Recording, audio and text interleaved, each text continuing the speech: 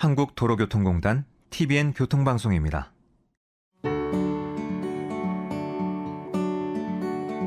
어린이와 어르신과 같은 교통약자와 대형 교통사고 위험에 항상 노출되어 있는 화물차 운전자는 안전 사각지대에 놓여 있다는 평가가 많습니다. 다수의 안전을 먼저 보장해야 했기에 소수를 위한 정책은 자꾸만 뒤로 밀렸기 때문이죠. 하지만 사각지대까지 모두 포용할 수 있어야 진정한 교통안전 사회를 완성할 수 있을 겁니다. 소수지만 절대 놓쳐선 안 되기에 안전 사각지대를 좁혀가는 정책을 끊임없이 연구하는 교통학자가 있습니다.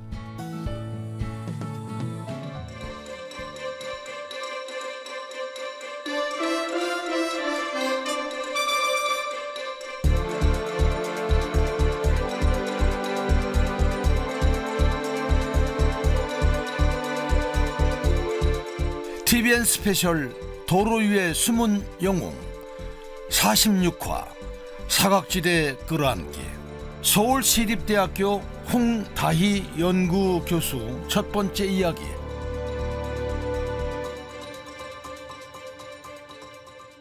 안녕하세요. 도로 위의 숨은 영웅 방송인 김성환입니다. 운전자가 교통정책의 중요성을 실감하기란 쉽지 않습니다. 오히려 정책이 바뀔 때마다 혼란만 커진다고 생각하죠.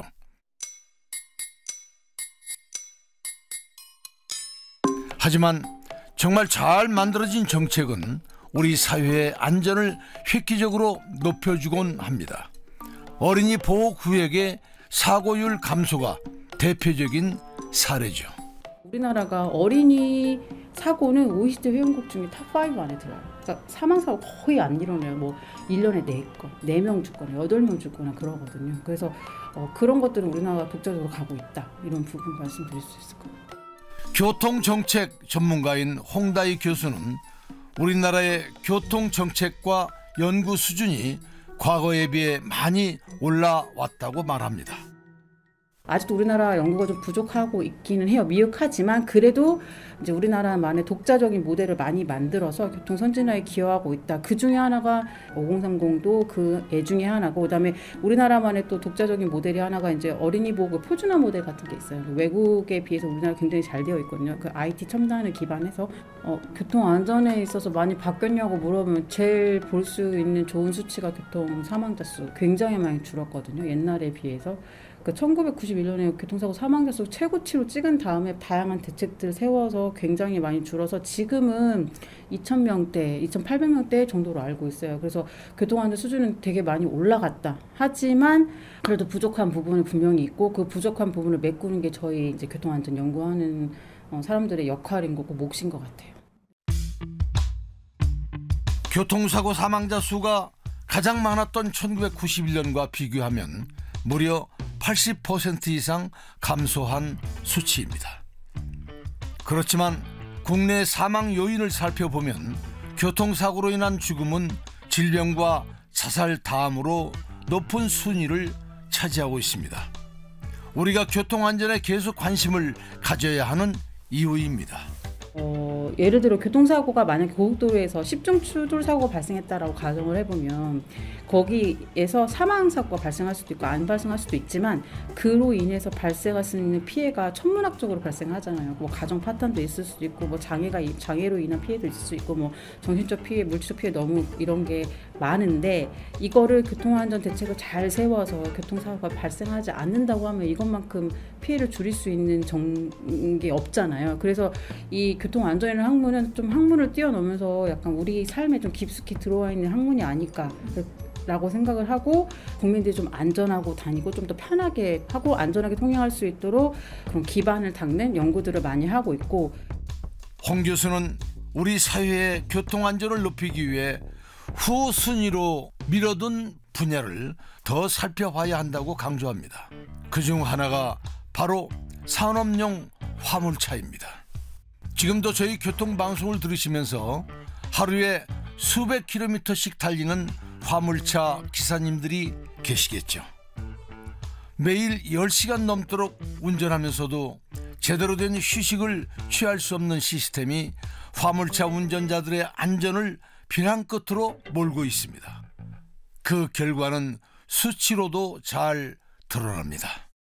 우리나라 사업용 화물차 자동차가 전체 차종이 1.5%밖에 안 차지하는데 사업용 차종은 많이 달려야 될 수밖에 없는 숙명을 가지고 있잖아요. 그래서 다른 차종에 비해서 3배 이상 많이 운전을 해요. 통계를 내보면. 그렇기 때문에 화물 자동차가 많이 주행하고 많이 뛸 수밖에 없어서 궁극적으로 교통사고에 노출될 확률이 너무 높은 거예요. 그래서 이제 사고가 얼마큼 나는지 찾아보니까 전체의 교통사고 부문별로 봤을 때는 20% 정도예요.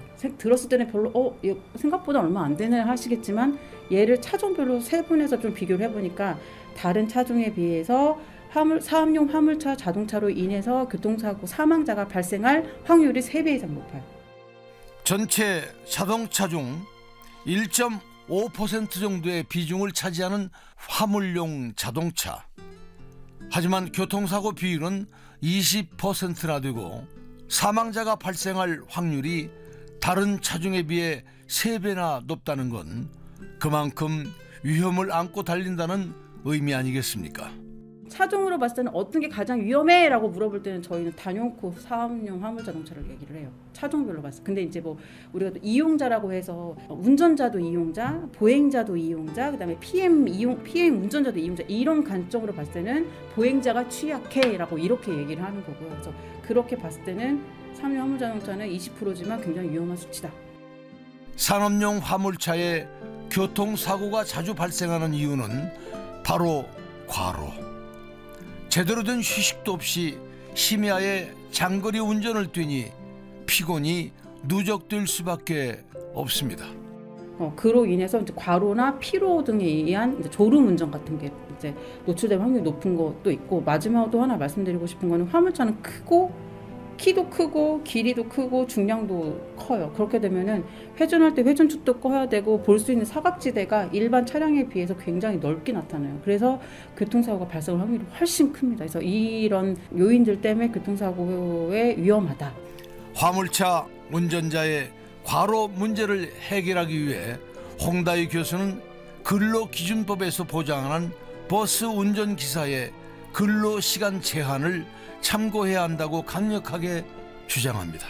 우리나라가 2016년에 사업용 여객자동차라고 해서 택시와 전세버스를 제외한 모든 버스에는 근로시간이라는 거를 제재를 하고 있어요. 그 근로시간과 휴식시간, 휴게시간 3개를 제재를 하고 있거든요. 그거는 주에 일주당 40시간만 운전해 라고 법으로 근로기준법으로 딱 묶어놔 버렸어요. 근데 이제 그거를 하고 나서 교통사고가 얼마큼 변화했는지 저희가 이제 분석을 해보니까 굉장히 많이 졸음운전 같은 사고가 많이 줄었더라고요. 그래서 그런 부분이 있는데 아직 사업용 화물 자동차에는 그런 게 적용된 게 휴게시간밖에 없습니다. 이것이 현실적으로 시행되기 어려운 건 근로자가 아닌 화물차 운전자는 운행시간이 곧 돈벌이와 직결되기 때문입니다. 쉬는 만큼 수입이 줄어드니 누구도 선뜻 휴식을 챙기기 어렵습니다.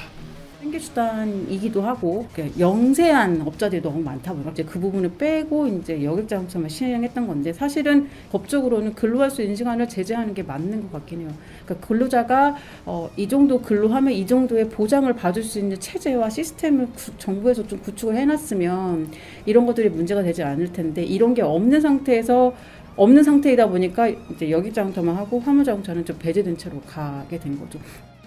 홍 교수는 화물차 사고의 이유가 운전자의 과로뿐만은 아니라고 지적을 합니다.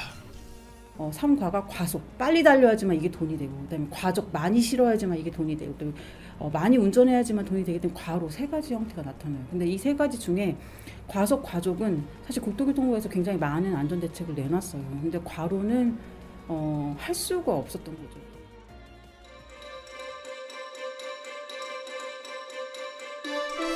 TVN 스페셜 도로 위의 숨은 영웅 46화 사각지대 끌어안기, 서울시립대학교 홍다희 연구교수 첫 번째 이야기를 마칩니다.